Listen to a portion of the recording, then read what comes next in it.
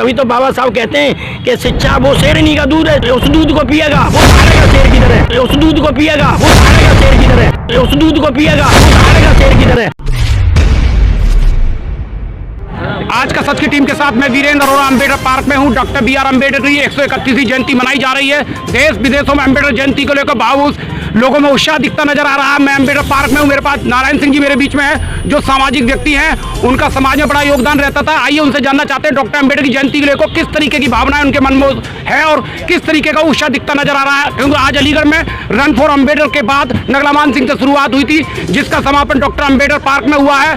दसों हजार की भीड़ मौजूद थी सड़क पर। तमाम एमएलए, एमपी, विधायक, तमाम सामाजिक संस्थाओं के लोगों ने जलपान की व्यवस्था की थी और यहाँ लोगों में उत्साह दिखता नजर आ रहा है। बड़ी संख्या में लोग अभी तक आ रहे हैं। सुबह से चहल पहल शुरू थी। आइए जानना चाहते हैं, नारायण सिंह जी जानना चाहते हैं कि बाबा साहब डॉक्टर अम्बेडकर की जयंती को लेकर किस तरीके का उत्साह उनमें दिखता नजर। नारायण सिंह जी, इस समय पूरे देश भर में 131वीं जयंती मनाई जा रही है, देश विदेशों में जयंती मनाई जा रही है। सारी राजनीति पार्टियां डॉक्टर अम्बेडकर को लेकर चल रही हैं और लेकिन संसद में 165 दलित पिछड़े वर्ग के जो सांसद बैठे हुए हैं, वो काटना तो दूर, वो भौंकना भी पसंद नहीं कर रहे हैं। दलित और पिछड़ों की समस्याओं को लेकर बाबा साहब डॉक्टर अम्बेडकर के संविधान की वजह से वो जीत कर आए हैं। संविधान से सारा देश चल रहा है, संविधान से सारी प्रक्रिया चल रही है, शिक्षा से लेकर स्वास्थ्य तक सारी संविधान से प्रक्रिया चल रही है। आज बाबा साहब डॉक्टर अम्बेडकर की 131वीं जयंती है, इस पर क्या संदेश देना चाह रहे हैं? समाज सड़क पर उतर चुका है, क्रांति का बिगुल बच चुका है। सभी समाज के लोग डॉक्टर अम्बेडकर के सपनों के भारत के निर्माण की बात करता है और देखना भी चाहता है डॉक्टर अम्बेडकर के सपनों का भारत बने। तो आज ये जयंती मनाई जा रही है, तो इस युवाओं को, इस देशवासियों को क्या संदेश देना चाहते हैं? हाँ, बाबा साहब का मैं ये संदेश देना चाहता हूँ कि बाबा साहब ने 3 संदेश दिए थे, शिक्षित बनो और संगठित रहो और संघर्ष करो।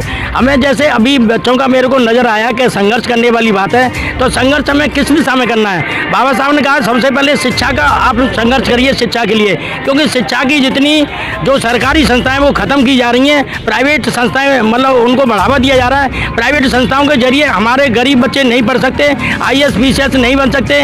जब हम पहली बात ये है कि शिक्षित ही होना है, तो शिक्षा ग्रहण करने के लिए सबसे पहले सरकारी संस्थानों के लिए हमें संघर्ष करना हुआ। तो सबसे पहला संघर्ष हमारे युवाओं का क्या होना चाहिए कि सरकारी जो संस्थाएं हैं उनको पूरी तरह से सुदृढ़ किया जाए, उनको मतलब एजुकेशनली पूरी तरह साउंड किया जाए ताकि गरीब बच्चों को शिक्षा मिल सके।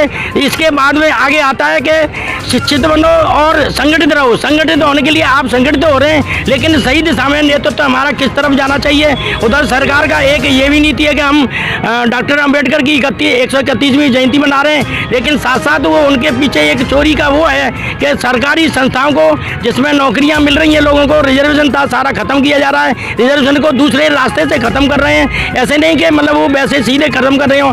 अगर सारी संस्थाएं प्राइवेट कर दी जाएंगी और प्राइवेट में सारे लोग उस तरीके से दिए जाएंगे कि वो वहाँ उसकी रिजर्वेशन की आवश्यकता ही नहीं होगी। वो कहेंगे ये लोग मतलब योग्य नहीं है, इसके कॉम्पिटेंट नहीं है, हमें इन्हें कैसे रखें। तो अब आप ये सुनिए कि इस तरीके से जब जैसे उसका नकल के लिए भी उन्होंने वो किया गया कि आपको प्राइवेट संस्थानों को जो पैसे वाले पढ़ा रहे हैं, डिग्रियां दे रहे हैं, लेकिन असली में वो शिक्षा नहीं आ रही जो सुप्रीम कॉन्फिडेंस की शिक्षा होनी चाहिए। क्योंकि सुप्रीम कॉन्फिडेंस की शिक्षा के लिए ही हमें संघर्ष करना होगा।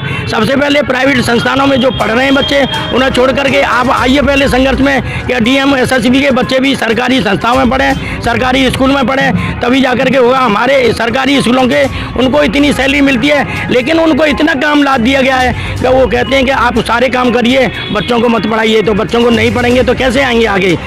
तो नारायण सिंह जी, आज जयंती है, 131वीं जयंती मना रहे हैं, पूरा देश मना रहा है, पूरा विश्व मना रहा है। तो युवा है, आज ऐसा क्या संकल्प लेना चाहिए इन लोगों को, युवाओं को, कि जिससे बाबा साहब डॉक्टर अम्बेडकर के सपनों का भारत बने? डॉक्टर अम्बेडकर के सपनों का भारत ये था कि सभी समुदायों के घरों में चूल्हे जलें, सभी का स्वास्थ्य सही रहे, सभी को शिक्षा मिले, सभी को रोजगार मिले। ये डॉक्टर अम्बेडकर के सपनों का भारत है। तो किस तरीके से आज संकल्प लेना चाहिए यहाँ के लोगों को? बच्चों को सबसे बड़ा संकल्प ये लेना चाहिए कि वो बाबा साहब ने समता, स्वतंत्रता, बंधुत्वता और न्याय, और लेकिन उनकी जो नीति चलती है साम दाम दंड भेद, इसके अगेंस्ट में समता, स्वतंत्रता, बंधुत्व और न्याय। समता, सारे लोग समान रहे। जब हम ऑक्सीजन सारे लोग एक साथ ले सकते हैं, सूरज की रोशनी एक साथ ले सकते हैं, तो फिर हम समानता के तरीके से क्यों नहीं रह सकते? आदमी एक दूसरे से ऊंचा नीचा कैसे होता है? एजुकेशनली तो ऊंचा नीचा हो सकता है, लेकिन वैसे नहीं ऊंचा नीचा हो सकता कि एक आदमी एक इंसान से। ठीक है, ऊंट ऊंचा होता है और बकरी छोटी होती है, ये तो माना जा सकता है जानवर में, लेकिन इंसान में ऊंचा नीचा कैसे हो हो सकता है। ये सिर्फ मानसिक गुलामी आपको निकालनी होगी सबसे पहले। मानसिक गुलामी क्या है, जैसे अभी हमारे इन्होंने पत्रकार भाई ने बताया कि हमने एक धागा बांध लिया, उससे क्या हमें डर है, हम अपने बाप का कहना नहीं मान रहे, हम दूसरे का कहना मान रहे। यानी एक महिला ने भी अगर यहाँ को बांध रखा है कुछ, तो मैं उसको ये संदेश देना चाहूँगा कि वो अपने पति से छोड़ करके किसी दूसरे के आदमी की बात मानती है। इसका मतलब उसके दिमाग में तो सबसे पहले हमें जो मानसिक गुलामी का जो डर है कि इसमें भगवान है, ये वो है, उसका डर, अगर मैंने ये नहीं किया तो वो हो जाएगा, ये हो जाएगा, ये सबसे पहले आप अपना डर खत्म कर दीजिए। और डर जब खत्म हो जाएगा तो आप जिस रास्ते पे डॉक्टर अम्बेडकर की किताब को किसी को भी एक को पढ़ लीजिए, आपके अंदर इतना जुनून सवार हो जाएगा। अभी तो बाबा साहब कहते हैं कि शिक्षा वो शेरनी का दूध है, उस दूध को पिएगा वो हारेगा शेर की तरह, उस दूध को पिएगा वो हारेगा शेर की तरह, उस दूध को पिएगा वो हारेगा शेर की तरह। और इसी तरह से आपको इंग्लिश भी पढ़नी चाहिए, इंग्लिश में बोलना शुरू कर दीजिए आप जो, तो आप सामने वाला दबता नजर आएगा भाई पढ़ा लिखा आदमी है। तो क्यों? क्योंकि शिक्षा ही आपने ग्रहण की है ना, इसीलिए डर बैठेगा। तो डर आपको शिक्षा निकाल देगी, दूसरा आदमी डराएगा, वो भाई ऐसा तो हमने पढ़ा नहीं, आप कैसे डरा रहे हो, ऐसे तो हो नहीं सकता।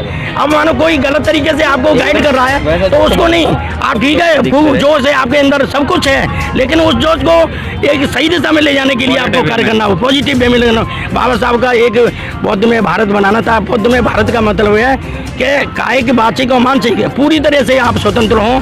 आप तरीके से उसमें बाबा साहब ने ये भी दिया है कि प्राणातिपाता बेरमणि सिक्खापदम समान है, ये 5 सील दिए हैं। बाबा साहब कहते थे मुझसे लोग इसलिए नहीं डरते कि मैं बहुत ज़्यादा ताकतवर हूँ या पढ़ा लिखा। बाबा साहब कहते थे मेरे अंदर सील है और मेरी कलम में ताकत है, इसलिए लोग मुझसे डरते हैं।